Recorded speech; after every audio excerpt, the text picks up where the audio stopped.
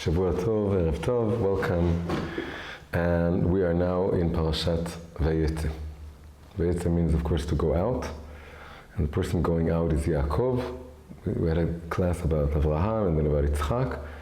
And now this is Yaakov's story. And it's the story of his adventures and misadventures when leaving, when coming out, going out of Eretz Israel, of the protected environment where he grew up. And now he's going to face real life, and real life being the land of Haran, and his uncle, and everything that befalls him over there. And the main story we're told is the story of how he ends up marrying two sisters. And this is the story we want to focus on this time. What's the story, what's the inner meaning at the deeper level of what's going on with the very strange circumstances that lead to Yaakov marrying two sisters, one that he loves, one that he doesn't love, at least initially, and what it all means, and why did it have to be this way, and what does it signify? And you know, it's a question that we can say is sort of going with us since we're very small children, as we're singing in Passover, Shlosha miyodea, who knows the meaning of three? It's the three patriarchs, three fathers, and then after that we say, Arba miyodea, what is the meaning of four? And the four is the four mothers. And every kid asks, why does it have to be that way, that it's asymmetrical, that there's this jump? And really it's saying, why did Yaakov have two wives? He didn't want to have two wives, he wanted to have one wife. But he ended up having two wives. So what's the deep story that's going on here? And of course the story starts, this parasha starts that he's running away from Esav. This is a major element. The whole Vayetze, the whole title of the parasha, this leaving of the Eretz Israel, in the background he's sort of haunted or chased by this shadow of his sort of evil twin. He stole the elder child's blessings from him, because that's how he was meant to be. He's really the true inheritor of the legacy of Avraham and Yitzchak. But now he's running away, and this shadow is sort of following him or haunting him. And he's running away from Esav, and then he has the vision of the ladder, Jacob's ladder, of the angels, and the promise that he will be guarded. But then the dream disappears, and he's going on, and he reaches a well, and he sees three shepherds near the well, and there's a big stone on the well, and they can't open it up. It's a very heavy stone, they couldn't open it, they're waiting for more people to come. And as he's pondering the situation, there comes this beautiful girl whom he's never met. It's really his cousin, it's Rachel. And then two miraculous, amazing, wondrous, puzzling things happen. The first is that he's able to lift single-handedly the rock that covers the well. It's a very deep, beautiful image of a well being covered by a stone, and then lifting the stone and revealing the waters and giving water to the sheep. And then the second beautiful thing that happens, and again something very wondrous, is that he kisses her. Although he doesn't know her and they haven't spoken a word, he kisses her, and then he starts crying. And actually when you think about it, there's a parallel between these two images, because the image of a well being covered by a stone is almost like the image of a heart that wants to flow, but something is covering up. There's an idiom in Hebrew, to remove a rock from my heart, to unravel, or to remove a rock that's lying on my heart. It's something that feels heavy and feels that it's closing me up. And so he's able to take off this rock. And then the most beautiful thing is that the word used for giving water to the sheep, vayashk, is identical in its letters to the word he kissed, vayishak. It's just different vowels, different nikud, but it's the same word. And Rachel, the name of this girl, means sheep, means a female sheep. So this image of giving water to the sheep from the well, then the same thing is repeated on a more emotional, spiritual level, that his heart opens up and he kisses her. Kissing her is like giving her water, it's like giving her life. And then he starts crying, and crying, when your eyes tear, it's like a fountain, like a well. Our eyes, as we say in English, our eyes well up in tears. And in Hebrew, the word ayin, the word for eye, is identical to the word fountain. Fountain in nature, ayin, is ma'ayan, is a fountain. So the ayin is like a fountain. It brings forth tears. That's why it wells up in tears in English.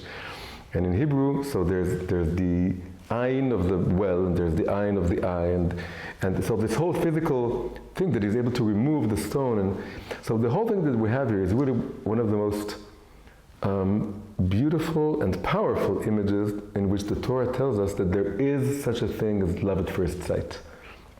Some people think it doesn't exist, and some very holy Torah people also say that don't be careful from misleading yourself into believing that there is such a thing as love at first sight, because it's misleading, it's wrong, it's imaginary. You're just throwing onto the other person your wishful thinking, but there's no such thing. Also the love at first sight, and then the tears coming out of the eye too.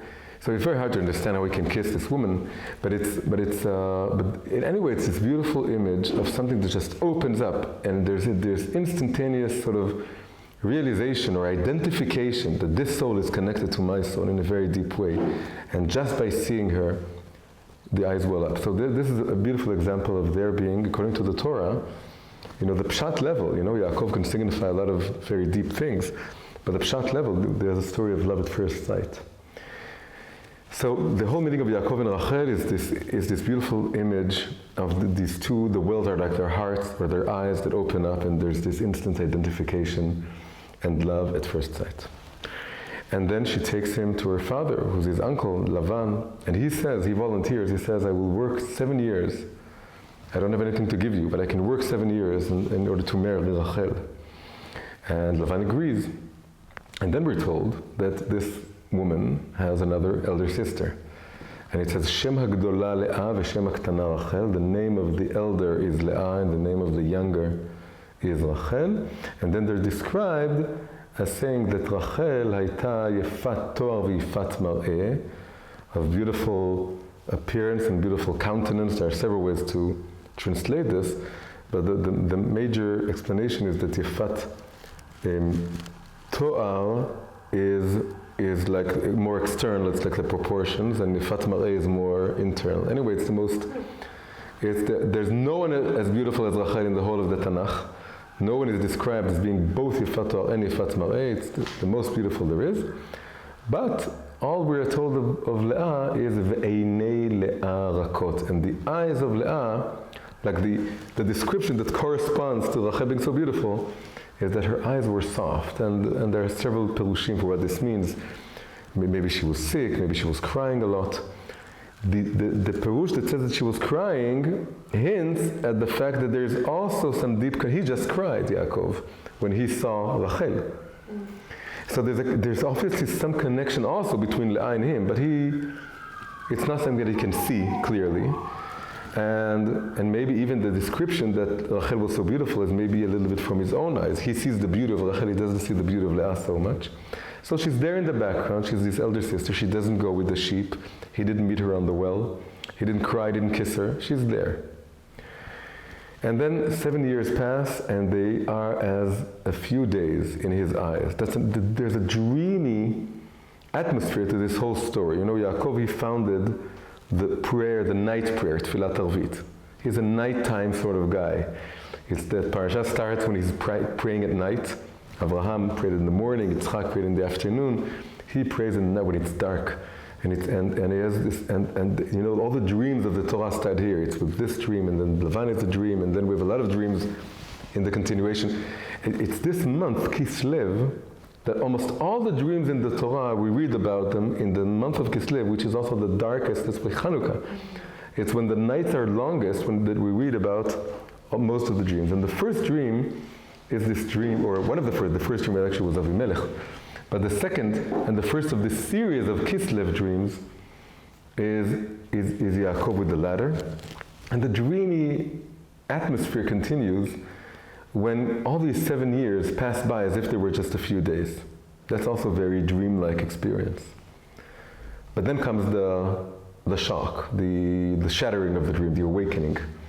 the time of marriage comes, and the marriage is held, and the bride is brought into the marriage, and the bride must be covered up, because we know that it wasn't Rachel, it was Leah. Lavan cheated him, and during the wedding he didn't know this, and they went into the tent and they consummated the marriage. But then when he woke up in the morning, it says, Vehine hi Leah. 3 simple words, and there was Leah. Vehine hi Leah. Total surprise, total shock. The elder sister, the one that he didn't fall in love with, he didn't love her, he was not interested in her. She was just some figure in the background. All these 7 years he was looking at Rachel and waiting for the moment they will be together. And then wakes up in the morning, Vehine hi Leah. Why was this thrust upon him? Why did he find himself in this situation? He comes to Lavan, he's angry. He says to Lavan, why did you cheat me? I worked for 7 years for Rachel. And then he tells him, it's not a custom for us. It's how do you say? It's not uncustomary. It's that we marry the young girl before the elder girl. We have to marry the elder girl. And of course, it's just a big cop-out. He was lying, he was cheating. And he says, well, you can have the Rachel also. Just wait 1 week, the week of like the Sheva Brachot, of the week of the marriage. The marriage is held for a whole week, like a feast. And then you can marry Rachel, but then you have to retroactively work 7 more years for me. And of course he agrees, and that's what happens. He marries Rachel 1 week later, but then he has to work 7 more years. And actually ends up working even 6 more years after that. That's why it ends up being 20 years altogether with Lavan. And then it says that he loved both of them, but he loved Rachel more. That's what it says, that he loved Rachel more than he loved Leah, which implies that he did love Leah, but less. But then the next verse says, God saw that Leah was hated, was really unloved. And you can say, but we just said that he loved Rachel more, which means he did love her. So you can say that if just the fact that you can love someone more and you don't, that means you're a little bit hated also. There are 2 sides to this. It's not when you receive less love than your sister or than someone else is receiving. So anyway, this thing is there's something very difficult going on here and very hard. And in fact, the first 3 children Leah has are all named after her sorrow for not being loved by her husband as she would want to. So now what is going on here?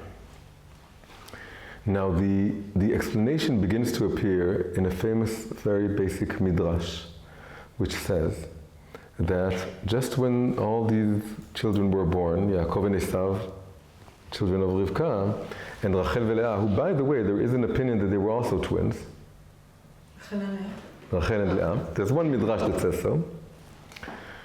And then people would say, well, since Rivka gave birth to 2 sons, and her brother Lavan gave birth to 2 daughters, then let's do the matchmaking. It's very simple. It was very customary to wed cousins, and then it says Hagdola lagadol, v'haktana lakatan. The elder should be with the elder girl should marry the elder boy, and the elder son and the younger girl should marry the younger sister should marry the younger brother. And then Leah heard this, and then she went around and asked about Esav. And people told her, so anyway, just before we go on, this beautifully explains the miraculous love at first sight between Yaakov and Rachel, because they were literally meant to be married ever since they were born. Haktana lakatan, it was meant to be, it was obvious for everyone. So when he saw her, there was this identification, because Haktana lakatan, she's really his bashert, his matchmate in heaven. But Leah wasn't meant to be his wife. There's something else that's going on here. She was meant to be Esav's wife. And maybe if she would have met Esav, they would also have maybe this kind of love at first sight experience. If she would have met Esav and Esav, because they were meant for each other. But then something happened. Leah asked around, who was this Esav person? And then she heard things that she didn't like hearing. She heard that he was this very negative person, and he was very much on the outside, and he was stealing, and that's what it says, that he was a thief. So she didn't want to marry him. Then she started crying, and that's why her eyes became so soft. She started crying and praying that she would merit to also marry the tzaddik brother and not the rasha brother. And the cheating was not just Lavan, it was Leah and Rachel together operating in the background to have her marry Yaakov. So what is why does Yaakov, right, this is all like this terrible thing that Lavan did, or maybe even the sisters cooperated. But of course, nothing is happening by chance, and there's something going on here. And the deep reason why this is going on, it's all coming from Hashem. In Kabbalah, Lavan symbolizes this kind of supernal divine whiteness, this Kabbalistic notion of a Loven Elyon. And so he was a Rasha, he was doing something for his own interests. But really, it's all divinely ordained. And Yaakov was to marry Esav's future or destined wife. Why? So the story goes that the whole story of Yaakov, from the moment he was born, is to follow in Esav's footsteps and to, so to speak, inherit or contain or absorb his lights. Esav is really a higher soul than Yaakov, according to Kabbalah. He belongs to the world of Tohu. It's a world of great lights, great energies, freedom, creativity. The fact that he's going out, he was a man of the field, as opposed to Yaakov, who was an introvert, a man of tents. And so the whole journey of Yaakov, Vayetze, Yaakov, out, is really part of his journey to inherit the lights, the energies of Esav, which are spread out outside in the world. So Esav was, from the very beginning, it was outside, and Yaakov was more introverted, more on the inside. But his goal, his destiny, his mission is to inherit those lights. And it starts when he's holding onto the heel of Esav. He's sort of following in his footsteps or on his heels. And then later on he buys the elder status from him, being the elder son, being the inheritor, the spiritual inheritor, he buys it from him. And then later on, Rivka tells him to impersonate Esav and to also inherit the blessings of the elder son. And then the continuation is that the next step is that he needs to marry the promised wife of Esav, the one who was meant to be Esav's wife. She didn't want it either. She made this twist. She's identifying the fact that she needs to be Yaakov's wife before Yaakov identifies it. She's one step ahead. She knows that part of his thing is to inherit all the light, all the energy, which includes everything she has to give him. She needs to give him also a lot of light and inspiration and wisdom that he doesn't identify this yet. Why? Because he's not on her level. She's on the level of Esav. Leah. Yaakov and Rachel belong to a more earthly, more mundane level of reality. And that's why they identify each other instantaneously. But then there's a higher level of Esav and Leah. And Yaakov is meant to grow and mature and reach the level of Esav, and then he would immediately identify that Leah is also his spouse. She's also something that he needs to learn and to receive everything he should receive from her.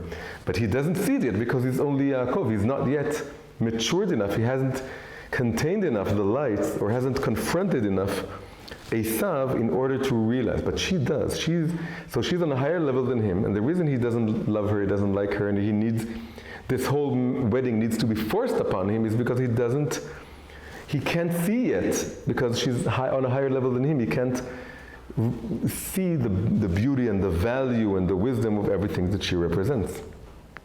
When does he finally reach this level and he becomes Leah's equal and becomes her match? That happens in the next parasha when he fights the mysterious angel during the night, which Chazal tell us is really the angel of Esav, the root soul of Esav. And when And you can say that for 20 years he was running away from Esav. What does it mean running away from his evil twin? It's like repressing that side of him. There's this evil twin haunting him in the background, but he's running away. Running away even though he's still trying to absorb these lights. So it was Rivka sending him to, face reality, face the outside world, but in a way, in a very deep way, he's running away and suppressing, we can say, like this whole existence of. But then, as he's coming back, Vayishlach, next parasha is when he's coming back to Eretz Yisrael, and now he can't repress it anymore. He has to face Esav again, and just as he's about to cross the river and go to Eretz Yisrael, he confronts this mysterious angel, which is really it's like his own shadow, or the twin within him, the part of Esav that's within him, that he's been running away from all these years. And when he confronts Esav and vanquishes Esav, or again the soul root of Esav, and he vanquishes that and he overcomes it and he contains it within him in a positive way, he's not running away from this energy, he owns it, he takes responsibility for it, then he receives a new name, and the name is Israel. And the idea is that Yaakov is the spouse of Rachel, but the spouse of Leah is Israel. Before he was named Israel, he couldn't appreciate Leah, and therefore she was hated or less loved, and therefore she said, why am I, maybe if this child will cause my husband to love me more. But only when he reaches the level of Israel, Israel is the spouse of Leah. So now we can say that with Rachel, he fell in love at first sight, but Leah is love at second sight. Love at second sight is a love that matures slowly as you overcome, so to speak, the demons haunting you within you, which you have been repressing or running away from until now. When you mature enough, it's a process of maturity, of realizing that Esav is not just outside of you, is also within you. And because later we see that when he meets Esav, everything is okay. Esav hugs him. He needed to confront what Esav here is just a reflection of, which is something spiritual, which he is also within him. And when he faced that, when he confronted that and won over it and became from just Yaakov to be Israel, he could suddenly see the beauty and value and wisdom and everything that Leah represents. And she became, so to speak, his. But what happened at that moment with the spirit of Esav that made him able, with Geber, to reach that? Well, he was just finally confronting it. He was running away from it. When you confront it and you realize, I can't run away from it and repress it, push it outside of me. It's my destiny. This is where my future self lies. My future self lies in realizing that I need to have all those energies. Everything that I say only belongs to Esav. He wants to live in a very simple, holy, protected world. He can't. He's confronted Lavan, he's confronted. But you have to go all the way with this. All the way is to see that there's the root of Esav, this adventurous spirit that goes, when you live just in your tents, you only love what you understand and what, enters your vessels, like Rachel.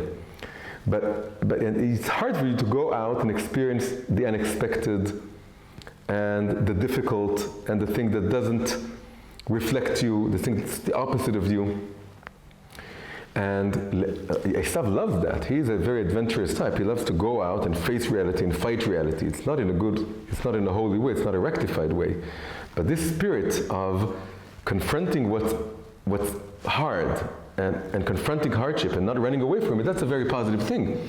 You just need to use it, not in a way that you hunt it or you kill it or you win over it, in a way that you find the spark, the divine spark, how Hashem is talking to you. You find the Leah type, the Leah person. So when he vanquishes the enemy, which is also within him, and now there's a beautiful gematria that sort of reflects this beautifully. Then we have two names, Yaakov and Israel.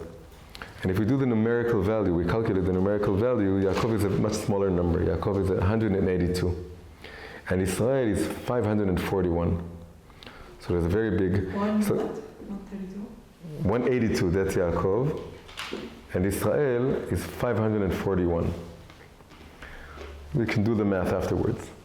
And then, so we can say, well, it's interesting to see what words we can find to fit in the gap. what did Yaakov have to add to himself in order to become Israel? So the number is 359. You just subtract. And you have 359. So it's a bunch of words, like every number of a decent size. So it's a number of words, but the most simple, to get from a word to a number, you just calculate. To get to a number from a word, you have a lot of options. And you have computers doing this for you now. So, but the most straightforward way to translate from a number to a word is just to take the digits. So you have 300, that would be shin, and you have 50, that would be nun, and you have 9, that would be tet. So the most simple word that comes out of it is Satan. Satan is Satan, is the devil, but Satan is also, the most simple meaning of Satan is enemy. Satan is your enemy. And Yaakov's personal Satan, personal enemy is Esav. When Yaakov wins over, contains within him Satan, then Yaakov plus Satan equals Israel. That's a strong, powerful idea to come into the class hearing. Yaakov plus Satan equals Israel. What Yaakov is missing in order to become Israel is to contain within him all the powers, all the energy of the Satan, of the devil, so to speak, and his Satan, his devil is Esav. So when you don't see the Satan, your enemy, as just your enemy, and you realize it's a reflection of part of you, it's your ego, it's your unbridled energy that needs to be bridled somehow, and you tame that horse, and you tame that wild energy within you, it becomes from a Satan, from a devil, from something that's the opposite of you, something bad. It becomes what makes you, what turns you from Yaakov to Israel, what brings about your maturity. Not yet. You have to earn it. You have to be here some more time.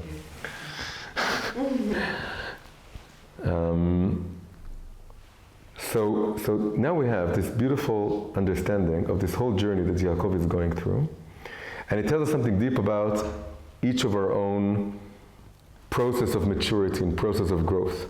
That we're all Yaakov, and we all need to be Israel. And that's the name we're given at birth, and that's the name we claim for ourselves, or we receive it once we rise up to life's different challenges. And when we rise up to those challenges, we're able to see a face, a person that we also saw as, maybe he also perceived Leah as a bit of an enemy, a bit of a Satan, because he didn't want her, it was forced upon him. So she was also a little bit of a Satan, a little bit of a devil, a little bit of something that he didn't want. But when he confronts the Satan within him, he's able to meet Esav and just hug him, and he's able to suddenly see Leah as also his shidduch, his besheret, but on a different level. It wasn't love at first sight, it had to be love at second sight. He has to go through this process. And the clearest evidence for this is the fact that at the end of his life, when he's buried, he's not buried next to Rachel, he's buried next to Leah. Rachel is in Bethlehem, but Yaakov, although Leah was the wife that he didn't want and so on, but the fact that she was the first that he married also signifies the fact that it's really, in a way, his first shidduch. But it was the shidduch he was the match of his future self. He was second sight, a process to reach this, but at the end of the day, he's buried with Leah in Me'arat HaMachpelah, and not with Rachel. Now we can take all this into another very important lesson into our lives, and especially relationships with the spouse that we have or want to have, but ultimately all relationships. There's something very interesting that you can see in Kabbalah, throughout the history of Kabbalah, which you don't see with other characters, but you really see this with Rachel and Leah, which is that in all stages of Kabbalah, and especially 3 stages, that's the Zohar, and then the Arizal, and then Chassidut, is that in all these stages, Rachel and Leah are not seen so much as 2 people. They're abstracted into 2 facets of the same thing. Leah, let's say Rachel, being the more revealed aspect of whatever it is, and because she had the beauty that was visible on the outside. You could easily see her beauty, so she represents the external aspect of something, and Leah represents the internal, hidden aspect of something. So in the Zohar, they symbolize two worlds. Rachel is the revealed world, Alma De'itgalia, and Leah is the hidden world, the world of spirituality, the hidden world, the hidden level of reality, the level of secrets, the level of deep knowledge. And then Yaakov, first only loving Rachel, is Yaakov being in the first only embedded within nature, within the revealed aspect of reality, and then forced to confront the hidden aspect of reality, and then finally receiving a part also of that. So in the fact that he ends up marrying both means that he's holding on to both worlds. Then when we move on to the Ari, 16th century Kabbalist in Tzfat. This is Zohar, right, you said? That was the Zohar. The Zohar is two worlds. And then in the Ari, it becomes two partzufim. It's something like archetype or face or aspect of what? Of divinity itself. Not just of reality, of divinity. Divinity is made up of a lot of partzufim, facets or aspects or personas. And one of the and the more hidden level of God, his secrets and what comes about in Kabbalah, that's partzuf Leah, the hidden face, the higher face. And the more revealed aspect, which is then revealed in the revealed aspect of the Torah, or manifested in the revealed aspect of the Torah, that's partzuf Rachel. It's Nigle and... It's like Nigle and Nistar in the Torah, which is God's word. So it's part of divinity, really. And then as we move on to Chassidut, it becomes, right, if you know the Baal Shem Tov has, he sees reality is made up of three levels: Olamot, Neshamot, Elokut, worlds, souls, divinity. So Zohar talked about two worlds. The Arizal talked about divinity having two personas. And then the Chassidut goes to the middle level, the level of souls, the level of the psyche, and then sees Leah and Rachel as two aspects within each and every one of us. Leah being thought, and Rachel being speech. Speech is what we're able to reveal outside, what we're able to convey to other people. And then we're just able to say what we feel. And saying it, bringing it on the outside, that's the Rachel part of us. But the more hidden part that's within us, and sometimes it's even hard for us to be fully conscious of it, is the Leah aspect. And marrying both is being connected to both your aspects, being able to reveal, to speak your true thoughts, not just to have them in the inside, not just to have... Ultimately, we want to combine these two wives. That's the whole idea of all these Kabbalists, seeing them as two aspects of one thing, just like Yaakov and Israel are two names of one person. We want Leah and Rachel to be two aspects also of one person, of each and every person. And we want to have both levels. But now, taking this idea, we come up with a beautiful, beautiful, very practical advice. So Chassidut talked about Rachel and Leah within us. But let's say we're looking at this story from the point of view of Yaakov. And then Rachel and Leah become the two aspects of the other person. The person in front of us. Not the me, the you. If it's a relationship, it's my spouse. If it's other relationships, then it's the other person. It's my parent or my child or my brother or my friend or my employer or my employee. It's the other person. And now we can say, well, now that we're not talking about two women anymore, we're talking about two aspects of one person, we can call Rachel the revealed aspect of the other person, and Leah is the hidden aspect of the other person. There's a revealed face and a hidden face. And now the story reads in the following way. We have Yaakov, he meets a woman, he just sees her revealed face. He doesn't, maybe gets a glimpse of it, because we're told that there's his elder sister. Maybe gets a glimpse of the other face, but he doesn't really realize it's the same person, or that it's part of this person. So he just looks at what he can see. He sees Rachel. Rachel is everything he wanted, everything he wished for. He loves this person, this face, this part of this person. And so he marries this person. He marries He thinks he's just marrying the revealed face. But unbeknownst to him, he's also marrying the hidden face. And then some time passes, maybe it's one night, maybe it's a week, maybe it's the honeymoon, maybe it's 1 year, but some time passes, but at some point, the dream ends, and you wake up, Vehine hi Leah, and there is Leah, the hidden face, that I didn't know existed, or I knew, but I didn't realize that my partner, my spouse, has this face. So you wake up, you don't see this face in the beginning because it's a hidden face. And if you would see it, you wouldn't marry it. If I would have known this, I would have married this person. I didn't know, but it's bound to happen because every person has a lot of layers and faces. And so you love Rachel and you marry Rachel, but then package deal, you also get Leah on the inside. And then you realize, I've been cheated. I didn't know. And every person who ever married will tell you this. That's happened to him at some point or another. Sooner or later, and usually it's sooner, but always after the wedding. Because again, that's part of the deal, that's part of the trick. You wouldn't marry if you would see it, so it's hidden from you until after you marry. And then you wake up, and you see this other person, and so what am I going to do? But then the story continues. So at first, she's snu'ah, or less ahuva, less loved, or hated. And then you feel sorry for yourself, and then you curse Lavan, you curse reality or destiny or God, or who forced this part of my spouse's personality that I never wanted. You don't know yet that she's the mother of 7 of your 13 children, most your children, most of the food that's going to come out of the wedding. She's the mother, all the kings and all the priests are going to come out of Leah. But for now, you don't like her. You don't like this person. Until you stop running away from Esav, the Satan, the enemy within you. You can even demonize this aspect of your spouse. So this is like a devil.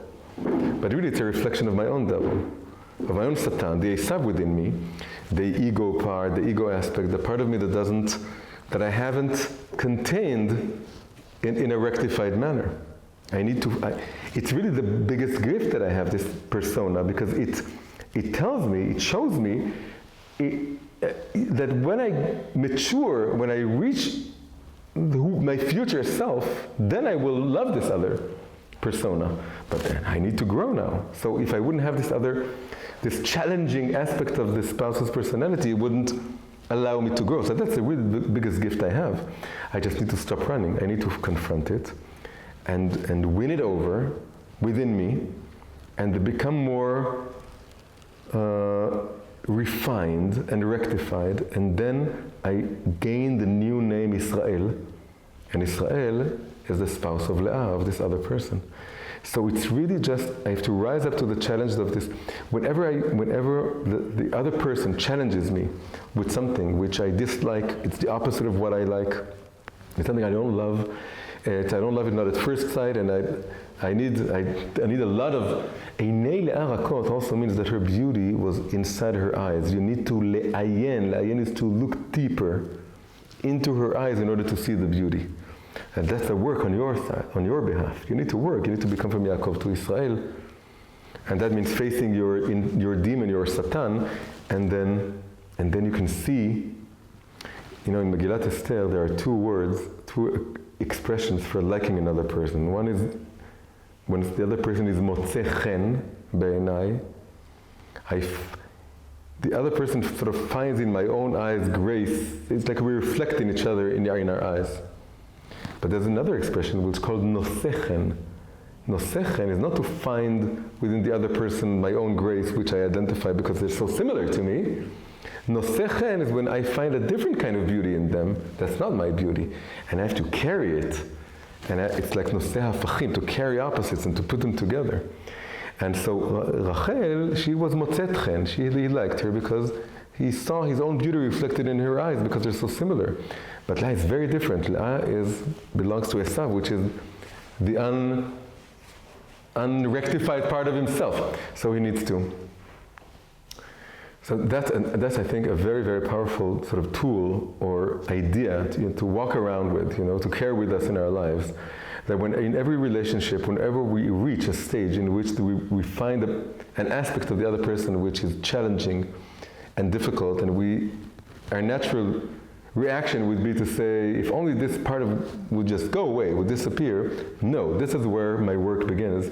This is what is going to turn me, if I confront this properly, this is what it will cause me, will help me grow from Yaakov to Israel, to a higher level, and become what I'm meant to become, which is to carry all these lights within me.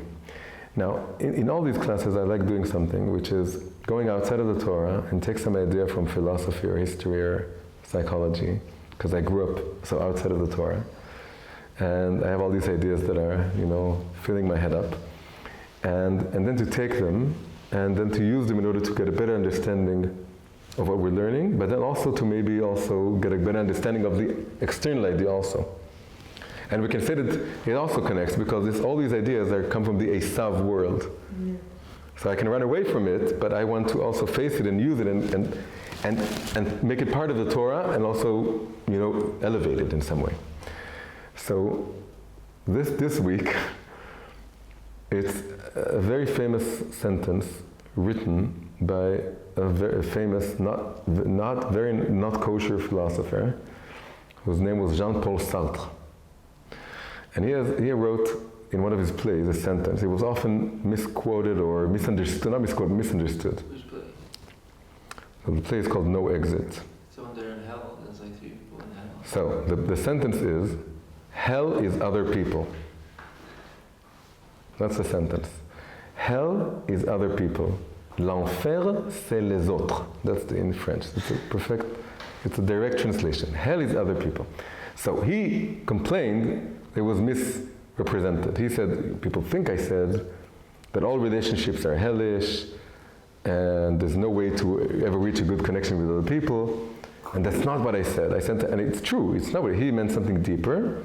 Although ultimately, the something deeper also leads to the misrepresentation isn't such a big misrepresentation, it just fails to appreciate a deeper thing he was also saying there. So the deeper thing he was also saying is the following. He said, when you define yourself from the inside, and you know who you are, you see yourself as a subject. A subject is someone who has depth and interiority and meaning and identity that's defined from within. But when other people look at you, they objectify you. They put a label on you, and they turn you from a subject to an object, and that's hell. Why is it hell? Because your soul, so to speak, is stolen from you. Your inwardness, your subjectivity is taken away. You're objectified, and the outward glance upon you that turns it into an object, that's hell. That's what I wanted to say in that play. And his plays represented his philosophy also. And that was a very fundamental aspect of his thought. And by the way, he also said this about Judaism. He said he blamed the Jewish people for, he thought for many, many years, he changed his mind, by the way, and was very old. Because he had, one of his students started doing tshuva, and that conversation with him was very old, and hardly anyone knows about this. But then he changed his mind also entirely about Judaism. But through many years, he would say, Judaism is defined by anti-Semitism. That's how he saw Judaism. He says Jews cannot exist without the anti-Semite. The anti-Semite gives the Jewish people their existence, and without the anti-Semite, the Jew wouldn't exist, because it's all just a reversal, and which was a terrible thing to say, of course. You're saying that Judaism has no subjectivity, has no internal content. It's just, and I think, by the way, this is all just, in brackets, but it is a little bit true about secular Zionism. There was something true about secular Zionism that was born out of the Dreyfus affair, that Herzl wanted to be like a non-Jew. But then the anti-Semitism forced him to reclaim his own national identity, but not because, and then in a way, secular Zionism is all about wanting to be like a normal, regular nation, like all the other nations, and anti-Semitism is a major part of the secular Zionist identity and the reason for existence the raison d'etre of the state. But of course, Judaism is a tradition, is a religion, is a wisdom. You can't say that about it, but that was Sartre's perspective. So his whole idea was that the other person objectifies you. Now, why is this so much connected to Leah? Because the term that we kept repeating, Hine hi Leah, if you look at those three words, it says Hine, he is written with a vav. It's written like a hu, like almost all of the he in the Tanakh, they're written in the male, but they have chirik. They have, it's read he, she, but it's written like he, like who. So anyway, it says, if you write it down the way it should be written, right, Hine hi Leah with a vav, and you do the gematria, then these three words, it's the same gematria as Gehenom, which is hell. So in a way, so that's a very powerful connection. Yaakov woke up in the morning, Vehine hi Leah, he saw Leah, and that was like hell. And if you think about the idea that for him to appreciate the beauty of Leah, he needs to vanquish the Satan, it's also very, all these images really go together. Which also explains why it's Hine hu Leah. Ah, beautiful, yeah. It's really him, yeah. So so there's what you see and how you read it. So you read it he, but you see who. So he thinks it's her. He thinks she's hell. It's hell. I'm in hell. I woke up and I was forced to marry someone I don't love. I didn't want. It's like hell, but really, it can all be turned around. And now comes another gematria, the same verse, the same number. Hine hi Leah, which is, by the way, also Leah, Leah, Leah, because Hine hi is twice Leah, the numerical value. Leah 36, Hine hi is 72.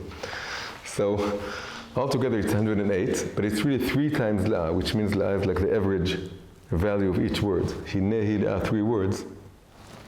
It's like Leah, Leah, Leah. It's all Leah, but it's also experienced as Gehenom, as hell.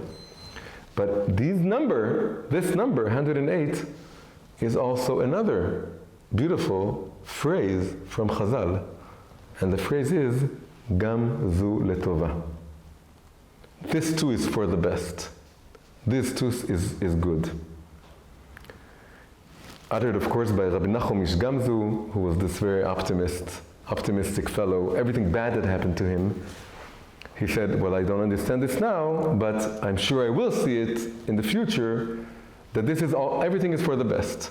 Gamzu letova. Gamzu letova equals Gehenom, hell, equals Hine hi Leah. There is Leah. So now, what do we get from all this? And it's all there in Sartre's, the way he phrased it. Why do you experience the other person as hell?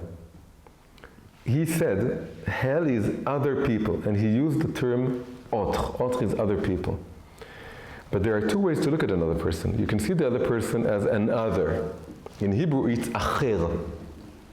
Acher is also like, comes from the word behind. And it's like you're seeing their behind. You're not looking at their face. You're looking at them as if they're turning their back. Maybe they are turning their back to you, but also looking at them in this way. You're turning them into the other. And you're seeing them as objects. When you're saying hell is other people, by saying other people, not saying, the Buber called this the thou. It says whenever you meet anything, especially a person, you can see them as an it or as a thou. It is when you think them as objects.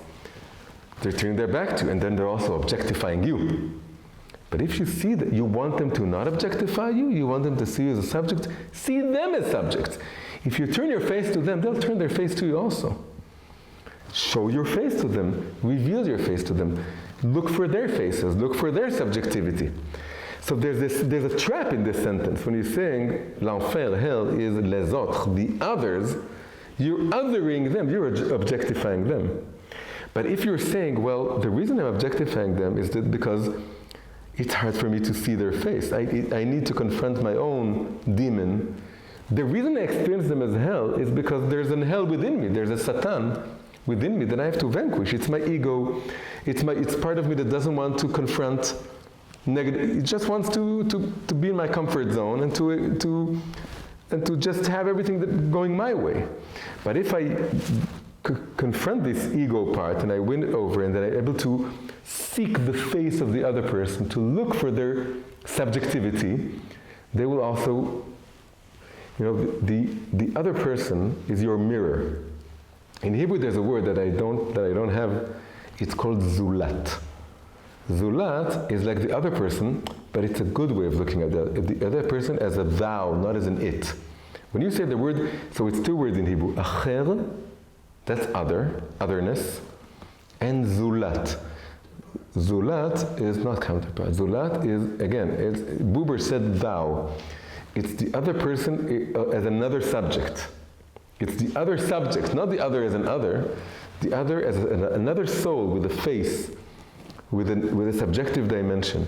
So if you look at other people as others, autres, other people, then you experience them as hell. That's just a reflection of your own hell, because you're not looking to really confront the person who's not as nice going and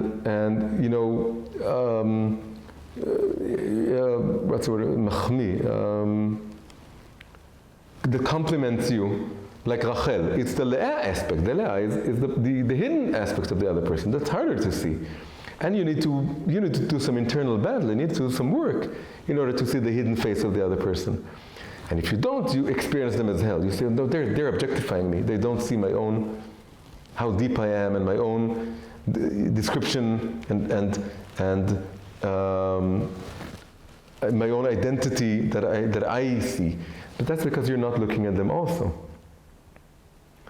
And now this all is reflected in a beautiful idea. It says in the Gemara that in Eretz Israel, whenever there was a marriage, then under the chuppah, the person organizing the marriage would say to the groom, which is it going to be, matzah or motzeh? Which means found in the past tense or finding in the present tense. Is it going to be you found, or is it going to be you find now? So what does this mean? It hints at two verses. One very positive, one very negative. Matzah, found in the past, is a verse from Mishlei, Proverbs, that says, Matzah isha, matzah tov. He who found a woman found good. It's a very positive description of marriage. The other verse, also written by King Solomon, but in Ecclesiastes, in Kohelet, is an extremely negative verse. It says, Motze ani mar mimavet et haisha. I find woman to be more bitter than death. Written by the same person. He was an expert in women. He had many wives. And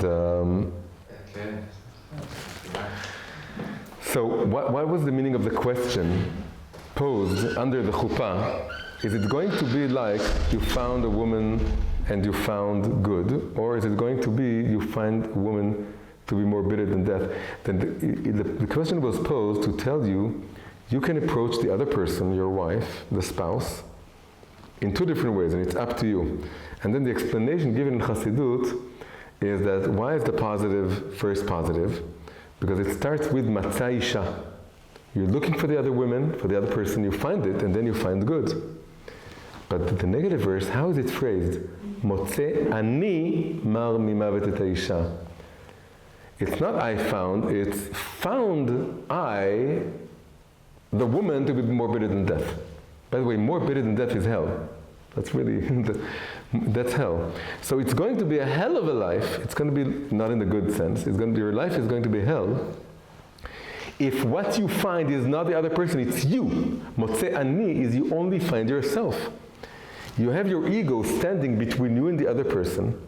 You don't rectify it, you don't refine it, you don't win over it, you don't incorporate it into yourself. This ego, unrefined, unrectified, that's all you find. That's all you're looking for. You're absorbed in yourself. You're saying, I'm a subject. Other people are objects. But I'm a subject. And when I meet a person who's challenging me, who's giving me a hard time, who's not as beautiful and as comfortable and as that I easily fall in love with at first sight, it's the person that then my ego stands in the way, and then I experience them as more bitter than death or as hell. But then it's up to me, I can change it. I can move away from the verse, find I to the woman to be as bitter, and that she becomes bitter, right? It's not her, it's me. I can move to, you found a woman, you found good. He who finds a woman finds good. It means you're looking for the woman, matza isha. You have to look for the subjective internal world of the other person. And when you find that, it becomes all good. It's not hell, it's heaven. Because that completes you. That your biggest gifts are going to come from the hidden aspect of the other person that on the surface is your antagonist, is your enemy, is your Satan. But it's just an excuse. It's your opportunity to confront your own internal Satan and then be above it. Become Israel. And then the other person is not hell, it's heaven. It's not another person, it's a thou, it's a zulat. It's a neshama, it's a soul, and it's your biggest gift.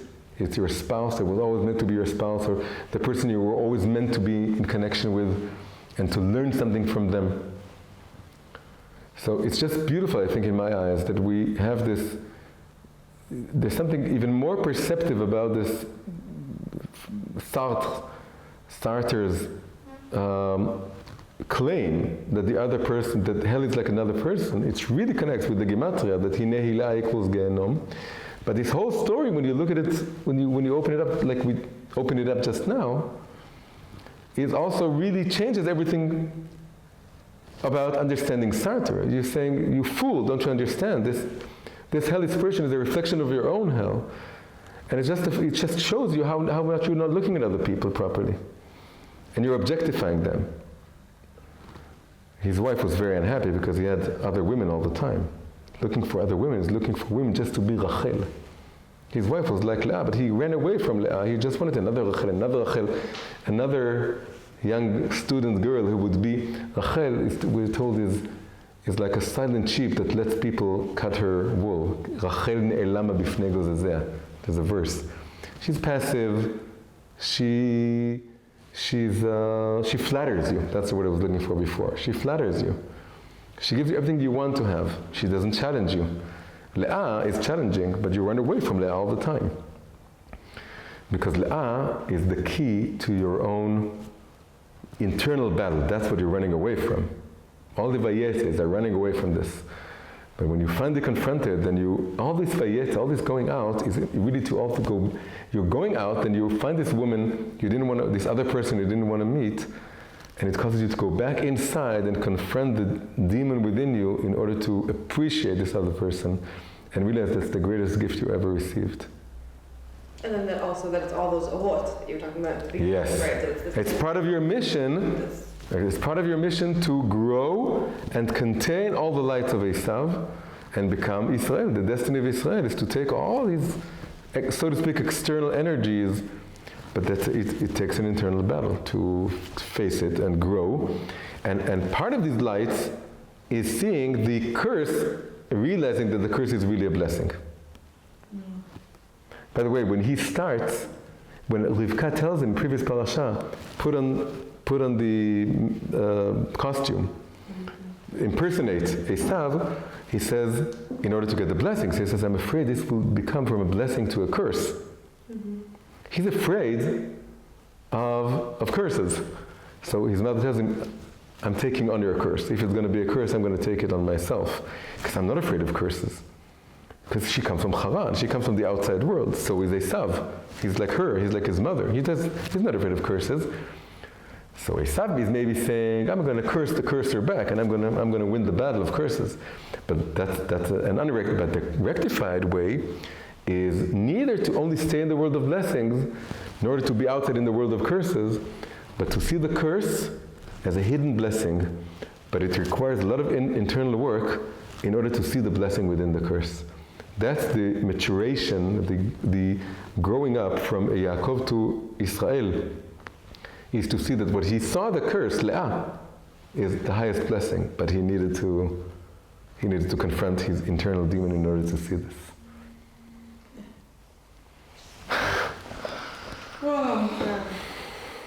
And what's interesting too is that so there's this internal work that's going on, and then also there's this physical labor that's almost being paralleled in a very external way too. There's Lavan, it's negative energy. It's going to another country. Physical labor of 14 years, 20 years. 20 years. Moving the rock from the well. And also not just Satan, the word Satan, the literal meaning is someone who makes you stray off the path. By the way, even stray has the ST there. It's the same ST as Satan and listot me'aderech. Listot is to stray off the path.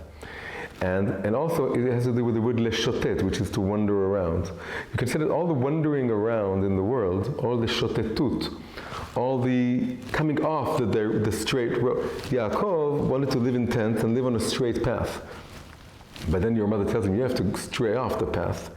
And you have to walk, that's where the adventures are, and that's how you're going to grow. So the Satan has to do with going off the straight path. That's also, it has ST, so you stray off the straight path. And then when you're straying off, then you meet all kinds of devils, all kinds of enemies, all kinds of confrontations that reflect your own internal enemies, helps you do the internal battles, and then you turn all the curses into blessings of all these external, like you said, journeys and battles and confrontations. So basically, all external confrontations and battles and wars are really just an excuse for you to confront an internal battle. And when you win the internal battle, everything is sweetened. Leah becomes your wife forever and ever. You're buried with Leah, and Esav becomes your friend, and you hug. And you're still limping. It's a process. It's not totally finished, but it's a major step in the process. The limping tells us, he comes out of the battle limping, that this process is still going on. The people of Israel need to continue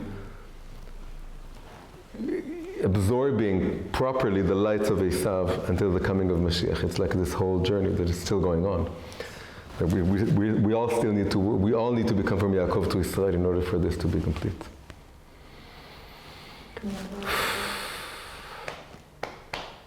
It also reminded me of Yosef with his brothers. When they see him and they say that they saw him merachok, from far away. Mm-hmm. And I remember reading in Orach Chaim on that pasuk that says that they decided to see him as something far away. That was the only way wow. They could do with it. That they could That's how they could kill him, or propose to kill him, or throw him into a pit. When you otherize him, when you're turning him into something distant and exactly. Wow. I'm very curious when you were talking about the thou and the it and the acher and the zulat. The Arizal came back to me in terms of understanding this kind of subjective, objective reality with Hashem. And I forgot exactly what you said that made me really try to understand what's going on in terms of also our relationship. I can't remember exactly what it was. Well, trying to look at reality not as an other but as a zulat is really seeing God's face in everything. Et panecha Hashem vanquished. Again, acher means back of the head, and panim, that's why I said you seek the other person's face, his subjectivity, is looking for his panim, not his acher. You want to turn him around, you want to look for his face. And then it's also with the word panim, we want Hashem ya'ir panav aleinu, right? So there's almost a reality of, am I going to give him my, right? What is this relationship between me giving him my face so that he can give me his face? I think there was where I'm trying to formulate this kind of dual understanding. If you seek Hashem, you seek God, He'll also seek you back. And if you don't, He's very modest. He's going to hide it. He needs you to turn your face to Him. It's like that relationship of the kruvim. Yeah. And when there's a connection to Hashem, the kruvim are looking at each other. Hi, if you've gotten this far, you've probably enjoyed the class. If so, please consider supporting me on Patreon. Patreon is a platform designed to help independent creators receive financial support from their followers. These classes take time and effort to make, and any amount really helps. You can check out the link to my Patreon account in the description below. Thank you.